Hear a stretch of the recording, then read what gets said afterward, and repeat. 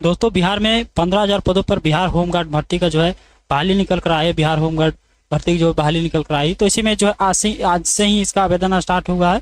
तो इसी में आपको आवेदन करना है। तो कैसे अब आपको आवेदन कर सकेंगे पूरा हम आपको इस वीडियो में स्टेप बाय स्टेप हम आपको जानकारी बताएंगे। तो वीडियो को आप शुरू से लेकर अंत तक जरूर देखिएगा, तभी आपको जानकारी आपको समझ में किस तरह जो अपना बिहार होमगार्ड भर्ती के लिए ऑनलाइन आवेदन जो है किस तरह से करना, पूरा हम आपको इस वीडियो में स्टेप बाय स्टेप जानकारी देंगे। रजिस्ट्रेशन से लेकर प्रिंट तक हम आपको जानकारी देंगे। चलिए मैं यहाँ से समझते हैं किस तरह से आप जो है आपको आवेदन करना है। तो आवेदन करने से पहले हम आपको डॉक्यूमेंट बता देते हैं कि क्या क्या आपका डॉक्यूमेंट लगता है। हम आपको जानकारी के लिए आपको बता दें डॉक्यूमेंट आपका क्या लगता है। तो आपको जो है डॉक्यूमेंट आपका सबसे पहले आपका फोटो है, तो फोटो आपको लगेगा, जो भी आपका फोटो रहता है फोटो लगेगा, और हिंदी इंग्लिश सिग्नेचर रहता है, ये आपको तो लगता ही है।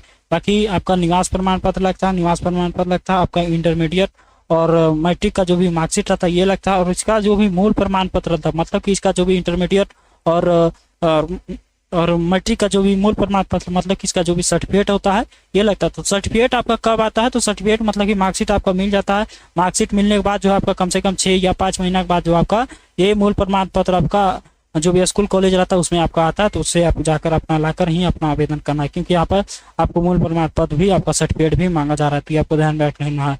बाकी आपको आरक्षण लेने के लिए आपको जाति प्रमाण पत्र देना ही होगा। आपका जो भी जाति प्रमाण पत्र होता है तो आपको जाति प्रमाण पत्र देना है। तो ये आपको इतना सारा आपको डॉक्यूमेंट लगता है, इतना सारा आपको डॉक्यूमेंट लगता है। तो ये आप डॉक्यूमेंट के बारे में आप जानकारी अपनी समझ लेंगे। चलिए हम आप जो है किस तरह से आप आवेदन करना है पूरा हम आपको स्टेप बाय स्टेप जानकारी बताते हैं। तो आवेदन करने के लिए पहले जो आपको इस वेबसाइट पर आ जाना है, बिहार होमगार्ड के वेबसाइट पर आना है। इस वेबसाइट पर आने के लिए हम वीडियो डिस्क्रिप्शन में भी लिंक देंगे, या फिर आप जो गूगल ओपन कर लीजिएगा।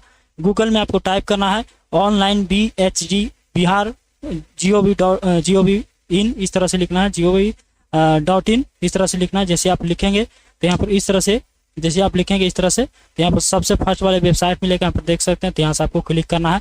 जैसे आप क्लिक करते हैं तो इस तरह से आपको जो वेबसाइट इस प्रकार से खुलता है, बिहार होमगार्ड का इस तरह से वेबसाइट खुलता है। अब आपको क्या करना होगा? तो पहले आपको जो रजिस्ट्रेशन होगा, अब जो है आपको नया एप्लीकेशन फॉर्म को फिल करना है। तो यहाँ से नया आवेदन भरने के लिए यहाँ से क्लिक करना होगा। तो ऐसे में यहाँ पर डेट भी यहाँ पर देख सकते हैं कि 27 मार्च से, मतलब आज से ही आपका आवेदन स्टार्ट हुआ। जो डेट है आपका 16 अप्रैल 2025 तक है। चलिए आवेदन करते हैं। तो यहाँ से हम नया आवेदन भरने के लिए हम यहाँ से क्लिक करेंगे अप्लाई वाले विकल्प पर। जैसे हम अप्लाई करते हैं तो यहाँ पर अप्लाई जैसे क्लिक किए तो यहाँ पर इस तरह से लोडिंग लिया, यहाँ पर इस तरह से लोडिंग लिया, और इस तरह से आपको इंटरफेस जो इस प्रकार से खुल कर आता है। उसके बाद आपको क्या करना है? अब यहाँ से जो है सबसे पहले आपको बेसिक डिटेल फिल करना होता है, उसके बाद आपका डॉक्यूमेंट अपलोड होगा, उसके बाद प्रीव्यू होगा, उसके बाद जो आपका फॉर्म जो है सबमिट करके आपको पेमेंट करना होता है। तो आपने ये समझ लिए होंगे। अब चलिए हम यहाँ से अब अपना फॉर्म को फिल करते हैं। अब यहाँ से बेसिक डिटेल जैसे कि आवेदक का नाम यहाँ से फिल करना, जो भी आपका नाम है यहाँ से अपना लिखना, उसके बाद पिता या पति का नाम को लिखना है, उसके बाद माता का नाम को लिखना है, उसके बाद अपना अस्थायी पता अब यहाँ से बताना है। अस्थायी पता यहाँ से अपना जो भी आपका पता होगा यहाँ से अपना बताना है। तो पहले आपको जिला चूज करने के लिए कहा जाता है। तो अपना ये हम आपको जानकारी के लिए आपको बता दें कि आप जो है एक ही जो भी जिला के आप निवासी हैं वही जिला से आप फॉर्म को अप्लाई कर सकते हैं। ऐसे में आप जो है मान लीजिए आप गया जिला से हैं, ऐसे में आप जो है गोपालगंज जिला से आप फॉर्म को अप्लाई कर देते हैं, तो ऐसे में आपका जो है फॉर्म जो है रिजेक्ट हो जाएगा, फॉर्म जो है आपका रिजेक्ट हो जाएगा। तो ये आपको ध्यान में रख लेना, ये आपको ध्यान में रख लिए जो भी आप जिला के निवासी हैं वही जिला में आप आवेदन को कर सकेंगे, ये हम आपको जानकारी बता रहे हैं। अगर आप अदर स्टेट में कर देते हैं तो इसमें आपको फॉर्म जो है रिजेक्ट हो सकता है, ये आपको ध्यान में रख लेना है। तो यहाँ से अपना जिला को चूज कर लेना है, जो भी जिला से होंगे तो हम जिला चूज करना, उसके बाद जो भी प्रखंड से होंगे यहाँ से अपना प्रखंड को चूज करना होता है। उसके बाद जो भी पोस्ट ऑफिस होगा अपना पोस्ट ऑफिस को लिखना है यहाँ पर। उसके बाद जो भी आपका थाना होगा थाना लिखना है, उसके बाद जो भी ग्राम नगर निकाय होगा यहाँ पर लिखना है, उसके बाद पूरा यहाँ पर पता आपको लिखना होता है। जिस तरह से एग्जाम्पल में यहाँ पर बताया गया इस तरह से पूरा आपको पता लिखना होता है, यहाँ पर देख सकते हैं। उसके बाद यहाँ पर बताया गया कि आवेदक अपने आवासीय प्रमाण पत्र के निर्गत अस्थायी पता से एक ही आवेदन भर सकते हैं। जो भी आपका स्थायी पता है उससे आप एक ही आवेदन भर सकते हैं। एक से अधिक जिला से आवेदन भरने पर उम्मीदवार की रद्द कर दी जाए। मतलब कि यहाँ पर बताया गया कि अगर आप एक जिला से अगर भरते हैं एक जिला से और, तो ऐसे में आपका जो है फॉर्म रिजेक्ट हो जाएगा, ये आपको ध्यान में रखना है। बाकी यहाँ पर जन्म तिथि यहाँ पर पूछा जा रहा है, जन्म तिथि जो आपको होना चाहिए मैट्रिक के माध्यमिक प्रमाण पत्र के अनुसार यहाँ पर देना है, मैट्रिक यहाँ पर देना है। तो यहाँ पर बताया गया है कि उम्र जो आपको देखा जाएगा 1 जनवरी 2025 तक आपको देखा जाएगा, आपको ध्यान में रखना। बाकी आयु जो बताएगा कि आयु 1/1/2025 से देखा जाएगा। बाकी यहाँ पर देख सकते हैं 19 वर्ष से आपको जो 40 वर्ष तक यहाँ पर रखा गया, 40 वर्ष के बीच होनी चाहिए, आपको ध्यान में रख लेना। इतना आपको जो है एज होना चाहिए, तभी आपके लिए एलिजिबल हो पाएंगे, तभी इसके लिए एलिजिबल हो पाएंगे। बाकी यहाँ पर देख सकते हैं आपका कैसे आपको एज लिखना है, तो एज आपको जो है यहाँ से इसी तरह से चूज करना। उसके बाद जो भी आपका ईयर आता है, ईयर यहाँ से ईयर यहाँ पर ईयर आगे पीछे करना है, ऐसे इस तरह से आगे पीछे करना है। जो भी आपका ईयर होगा, जैसे कि मान लीजिए आपका ईयर जो है 2005 है, तो 2005 आप चूज किए। उसके बाद जो भी आपका मंथ है तो मंथ आगे पीछे करना, जो भी आपका मंथ होगा इस तरह से आगे पीछे आपको जो है मंथ करना है। मान लीजिए आपका मई है तो मई यहाँ पर चूज किए। उसके बाद जो भी डेट होगा यहाँ से डेट हम इस तरह से चूज किए, तो यहाँ पर देख सकते हैं इस तरह से चूज हो चुका है। यहाँ पर आपको बता देगा कि कितने आपका उम्र हुआ है। तो यहाँ पर जो 19 वर्ष 7 माह इनका जो है उम्र हुआ है, 19 माह 7 माह इनका जो है उम्र हुआ है। तो यहाँ पर देख सकते हैं इस तरह से यहाँ पर देखने को मिलता है। यहाँ पर देख सकते हैं इस तरह से यहाँ पर देखने को मिलता है 19 वर्ष 7 माह इनका जो उम्र हुआ है और 22 दिन हुआ है। तो यहाँ पर देख सकते हैं। उसके बाद अब यहाँ पर आपको लिंग चूज करना होता है। पुरुष होंगे तो पुरुष चूज करना, महिला होंगे तो महिला चूज, थर्ड जेंडर होंगे थर्ड जेंडर को चूज करना है। तो यहाँ से हम चूज कर लेते हैं। उसके बाद यहाँ से जाति आपको बताना है कि कौन सा जाति से होंगे। तो यहाँ से समान है, आर्थिक रूप से कमजोर वर्ग है, पिछड़ा वर्ग है, अति पिछड़ा है, अनुसूचित जाति, अनुसूचित जनजाति है। तो यहाँ से आपको चूज करना होता है। तो चलिए हम चूज कर लिए। उसके बाद यहाँ से नीचे की स्क्रॉल करना। अब यहाँ से पूछा जाता है कि आवेदक का प्रमाण पत्र संलग्न करना होगा। आवेदक का प्रमाण पत्र संलग्न करना होगा। जैसे कि यहाँ पर पूछा जा रहा है कि क्या आप स्वतंत्रता सेना सेनानी पोता या पोती नथनी या नथनी समान प्रशासन विभाग के द्वारा निर्गत परिपत्र के आलोक में के आधार पर आरक्षित श्रेणी के अंतर्गत अपना आवेदन देना चाहते हैं। तो यहाँ से आपको हाँ, अगर आप होंगे तो यहाँ से हाँ करना, अगर आप नहीं है तो नहीं करना है। अगर आप स्वतंत्रता सेनानी पोता नतीस होंगे तो यहाँ से हाँ करना, अगर नहीं हो तो नहीं करना है। उसके बाद अब यहाँ से पूछा जाता है कि शैक्षणिक योग्यता की न्यूनतम जो है आपका इंटरमीडिएट ही रखा गया। आपका जो है न्यूनतम जो रखा गया है इंटरमीडिएट तक रखा गया कि आप जो है कहाँ तक पढ़ाई किए हैं। तो यहाँ से आपको चूज करना होता है कि आप जो है कहाँ तक शैक्षणिक योग्यता जो है सबसे कहाँ तक है। तो हाँ, मेरा जो इंटरमीडिएट है तो इंटरमीडिएट का अगर आप स्नातक होगा तो स्नातक चूज कर, स्नातकोत्तर किए होंगे तो यहाँ सब चूज कर सकते हैं। तो न्यूनतम जो रखा गया इंटरमीडिएट तक आपका, इंटरमीडिएट के आप किए होंगे तो फॉर्म को फिल कर पाएंगे, आपको ध्यान में रहना है। बाकी आप जो है यहाँ पर अपना मोबाइल नंबर को फिल करना होता है। जो भी आपका मोबाइल नंबर आता है यहाँ से मोबाइल नंबर देना है।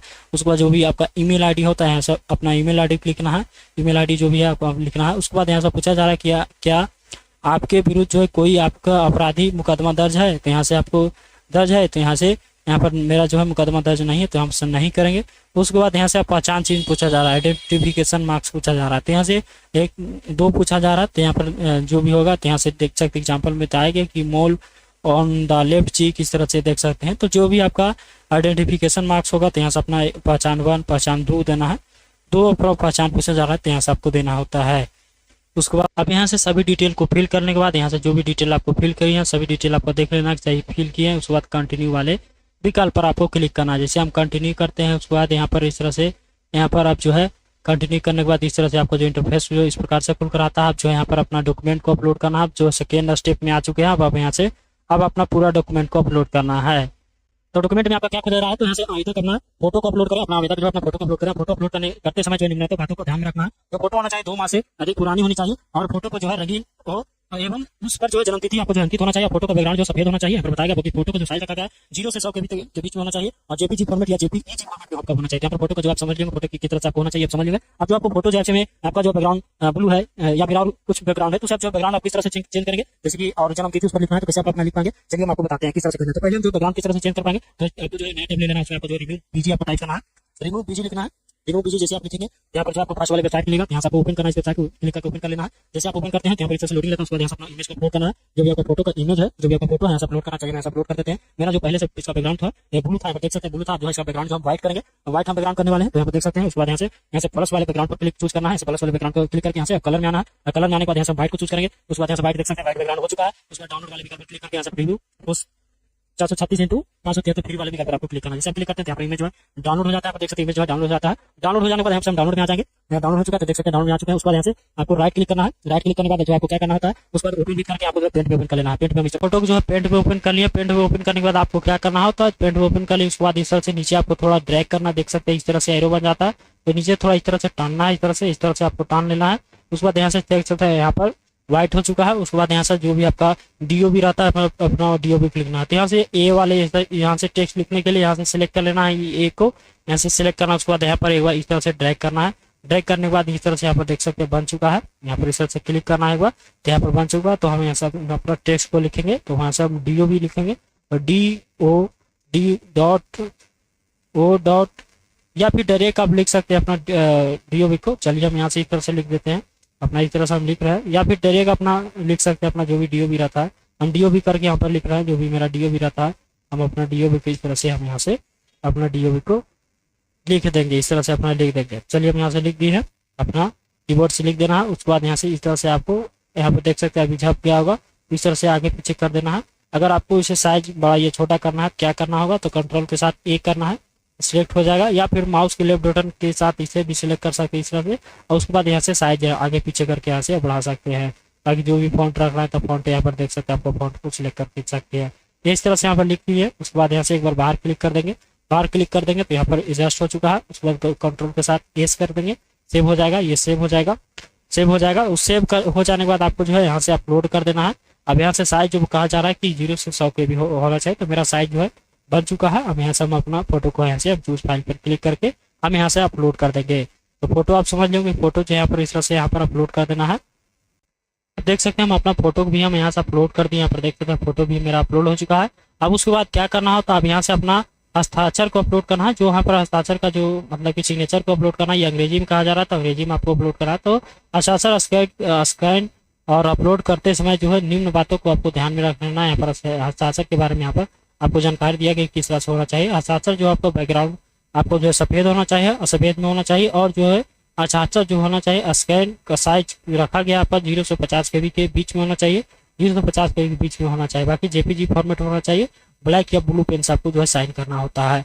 अब यहाँ से हम अपना फोटो मतलब कि हम यहाँ से सिग्नेचर को अपलोड कर देंगे। तो इंग्लिश कहा जा रहा है तो इंग्लिश फाइल पर क्लिक करके हम यहाँ से सिग्नेचर को हम यहाँ से अपलोड कर देंगे। देख सकते हैं मेरा सिग्नेचर भी अपलोड हो चुका है। उसके बाद हिंदी सिग्नेचर को यहाँ से हम अपलोड कर देंगे, मेरा हिंदी भी सिग्नेचर यहाँ से अपलोड कर देंगे। चलिए मेरा हिंदी सिग्नेचर भी अब यहाँ से अपलोड हो चुका है, हिंदी सिग्नेचर भी अपलोड हो चुका है। उसके बाद नीचे की स्क्रॉल करना है।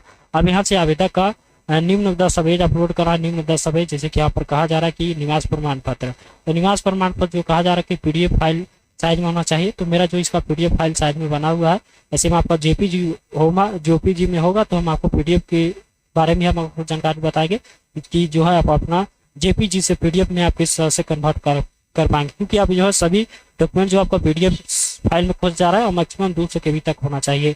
तो हम यहाँ से अपलोड कर देंगे।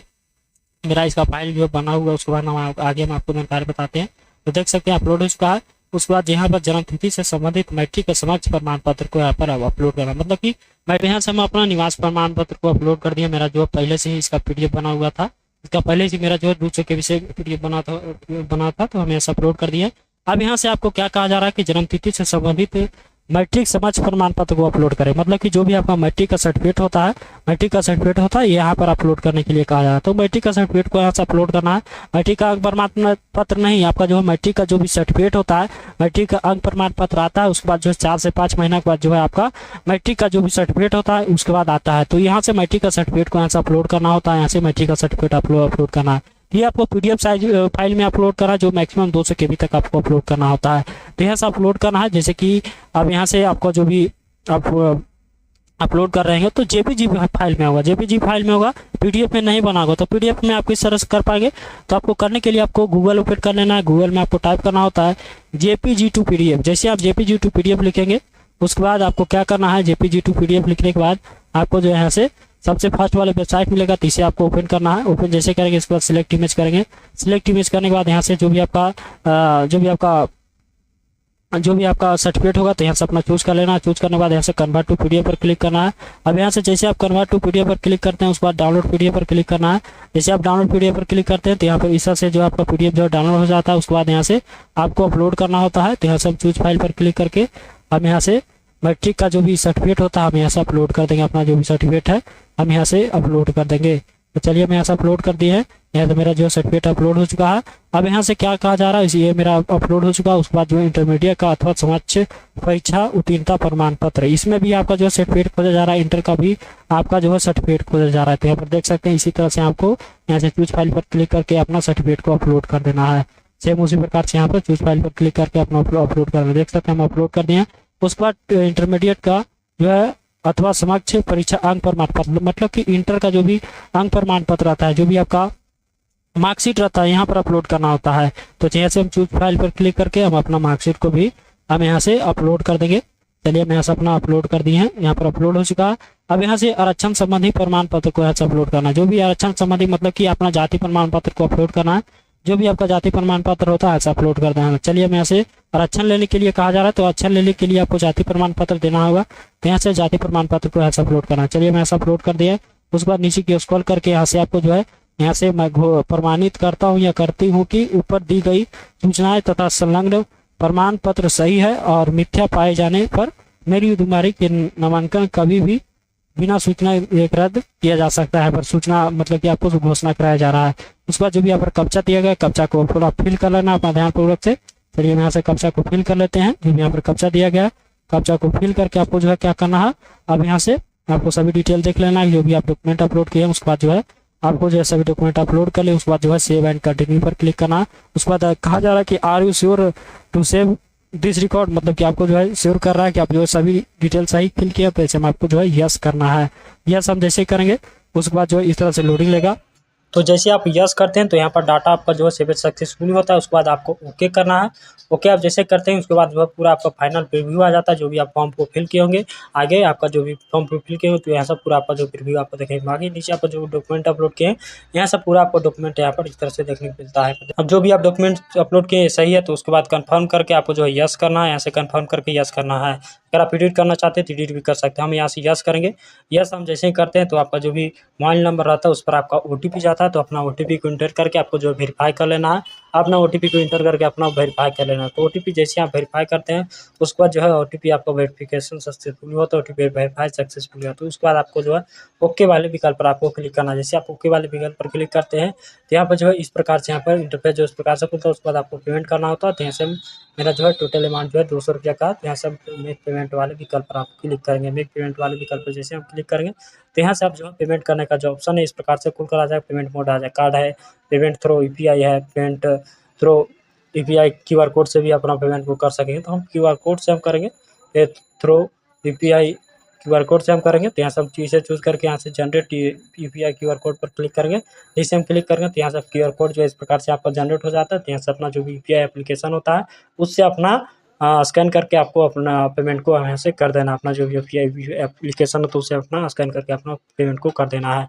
तो आप जो जैसे आप पेमेंट को कर देंगे उसके बाद जो भी आपका रिसिप्ट होता है इसका वो बिहार होमगार्ड भर्ती का, तो आपका रिसिप्ट जो है आपका निकल कर आ जाएगा। तो रिसिप्ट आपको ध्यानपूर्वक से रख लेना है क्योंकि आपका रिसिप्ट से ही आपका जो भी आपका शारीरिक दशा जहाँ परीक्षा होगा उस पर आपका जो वहाँ पर आपका जो है रिसिप्ट मांगा जाता है। और रिसिप्ट को आपको ध्यानपूर्वक से रख लेना है, आपको ध्यान में रख लेना है। तो आप जो है इसी तरह से आप जो है अपना बिहार होमगार्ड भर्ती का जो है अपना आवेदन को कर सकेंगे और अपना इसी तरह से आप अपना रजिस्ट्रेशन से लेकर प्रिंट तक बिहार होमगार्ड भर्ती का आवेदन को कर सकेंगे। तो आपने ये जानकारी भी समझोगे तो वीडियो को लाइक कीजिएगा, ज़्यादा वीडियो शेयर कीजिएगा कि और लोग भी जानकारी पता चल पाए। वीडियो देखने के लिए बहुत बहुत धन्यवाद। जय हिंद।